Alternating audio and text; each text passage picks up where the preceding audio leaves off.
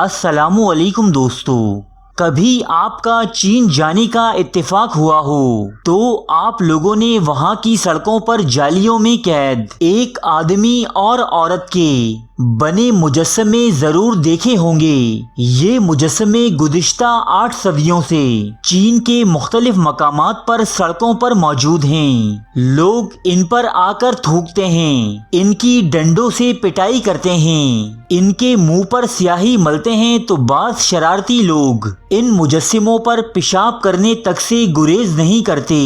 یہ دونوں مجسمے چینی تاریخ کے حقیقی کردار اور آپس میں میاں بیوی ہیں۔ میاں کا نام قن ہوئی اور بیوی کا نام لیڈی وانگ ہے۔ چین کے لوگ ان شخصیات سے اتنی نفرت کرتے ہیں کہ انہوں نے غم و غصے کے اظہار کے لیے اگال دان یا تھوک دان کا نام قن ہوئی رکھ دیا ہے، تاکہ آنے والی نسلیں نہ صرف اس غدار کو یاد رکھیں بلکہ اس کے نام پر تھوکیں بھی۔ آخر کیا گناہ تھا اس آدمی کا جو یہ اور اس کی بیوی صدیوں سے اتنی سخت سزا میں مبتلا ہیں، اور جب تک چینی قوم کا وجود ہے یہ اسی طرح ذلیل ہوتے رہیں گے۔ دوستو، قن ہوئی نامی یہ شخص دراصل چینی تاریخ کا سب سے بڑا دھوکے باز اور غدار ہے، جس نے اپنے تھوڑے سے مفاد کے لیے پوری قوم کو غلامی کی بھیڑ چڑھا دیا۔ یہ کہانی شروع ہوتی ہے 11ویں صدی عیسوی سے کہ جب قن ہوئی نامی یہ آدمی چین کے ایک انتہائی غریب گھرانے میں پیدا ہوا۔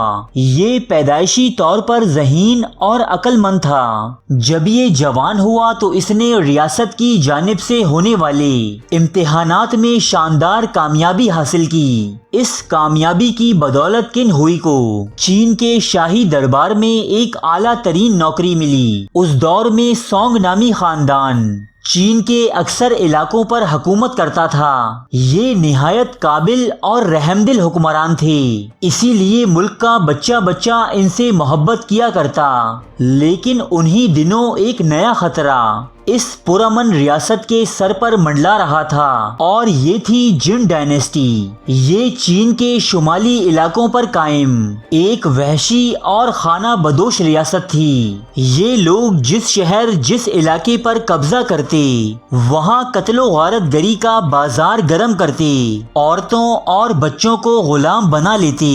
یہ وحشی اور قبائلی لوگ آہستہ آہستہ اتنے طاقتور ہو گئے کہ انہوں نے چین میں قائم سونگ خاندان کی حکومت پر حملے شروع کر دیے۔ چین کا سونگ بادشاہ ایک امن پسند اور جنگ و جدل سے گریز کرنے والا انسان تھا، لہٰذا اس نے جن ڈائنیسٹی کی جانب صلح صفائی کے لیے ایک سفارت روانہ کی۔ اس چینی بادشاہ کے دربار میں قن ہوئی سے زیادہ سمجھدار اور باصلاحیت کوئی فرد نہ تھا، اس لیے قن ہوئی کو سفیر بنا کر دشمنوں سے بات چیت کے لیے بھیجا گیا۔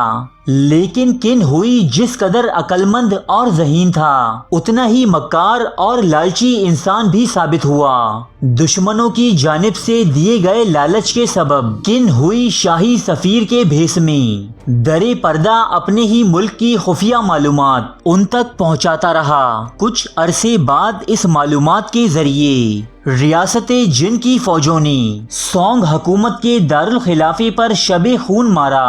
شاہی محل میں لوٹ مار کے ساتھ ساتھ یہ لوگ سونگ بادشاہ زاؤجی، اس کے اہل خانہ اور تمام بڑے عمرا اور وزراء کو جانوروں کی طرح ہانکتے ہوئے اپنی ریاست لے گئے، جن میں قن ہوئی اور اس کی فیملی بھی شامل تھی۔ سونگ ریاست میں حکمران طبقہ نہ ہونے کے باعث جن افواج نے یہاں خوب تباہ کاریاں مچائیں اور اس ملک کے کافی سارے شمالی علاقوں پر قبضہ کر لیا۔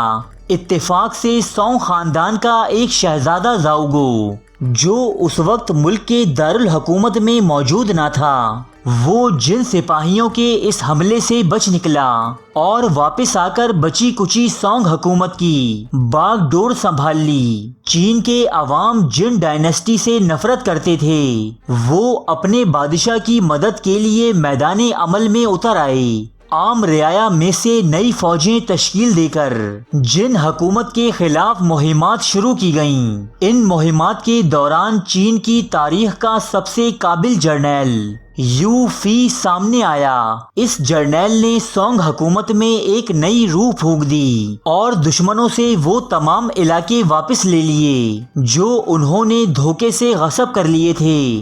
جب یہ تمام واقعات رونما ہو رہے تھے تو قن ہوئی اپنے اہل و عیال کے ہمراہ اپنے ملک واپس آ گیا اور کہا کہ میں دشمنوں کی قید سے بھاگ آیا ہوں۔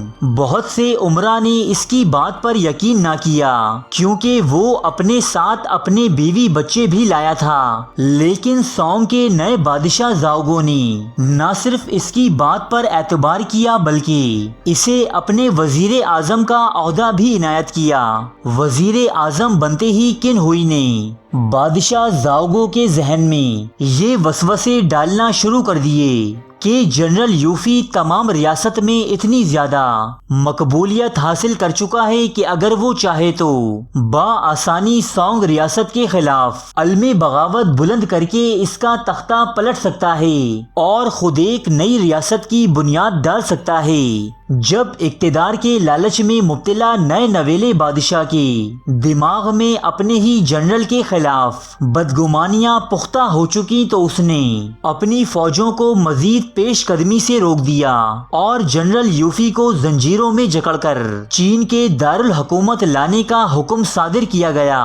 جنرل یوفی کو قید خانے میں بند کر کے اس پر بے تحاشا ظلم و تشدد کیا گیا تاکہ وہ چین کی عوام کے سامنے وہ گناہ قبول کر لے جو اس نے کیے ہی نہیں تھے۔ لیکن بے پناہ تشدد کے باوجود جب جنرل یوفی عوام کے سامنے جھوٹ بولنے پر آمادہ نہ ہوا تو قن ہوئی نے اپنی بیوی لیڈی وانگ کے ذریعے اسے زہر دے ڈالا۔ یوفی جیسے بہادر اور مخلص جرنیل کے قتل نے چین کی فوج اور عوام کو بددل کر دیا۔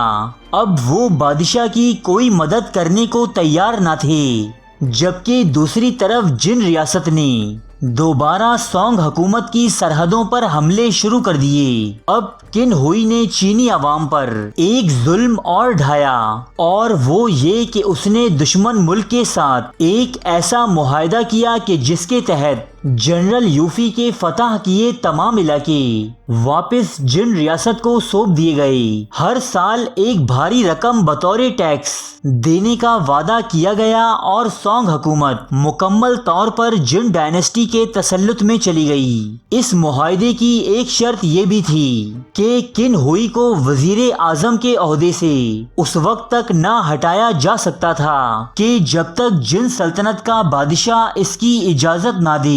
یوں قن ہوئی چین کے لالچی بادشاہ زاؤ گو سے زیادہ طاقتور ہو گیا اور مرتے دم تک بچی کچی سونگ ریاست پر حکومت کرتا رہا۔ لیکن چند دہائیوں بعد کہ جب نہ تو قن ہوئی رہا اور نہ ہی جن ڈائنیسٹی، لیکن چین کے عوام میں جنرل یوفی کی محبت اور قربانی کی مثال باقی رہی تو لوگوں نے جگہ جگہ اپنے اس ہونہار اور بہادر جنرل کی یاد میں اس کے نام پر مندر تعمیر کیے اور جہاں بھی یہ مندر قائم ہوئے ان کے باہر قن ہوئی اور اس کی بیوی کے مجسمے بھی تعمیر کیے جاتے جن پر لوگ صدیوں سے تھوک کر، کچرا پھینک کر، سیاہی مل کر اور انہیں مار پیٹ کر ان پر اپنا غصہ نکال رہے ہیں۔ قن ہوئی اور اس کی بیوی کے یہ مجسمے دور حاضر کے حکمرانوں کے لیے ایک واضح مثال ہیں کہ عوام پر ظلم و ستم کے ذریعے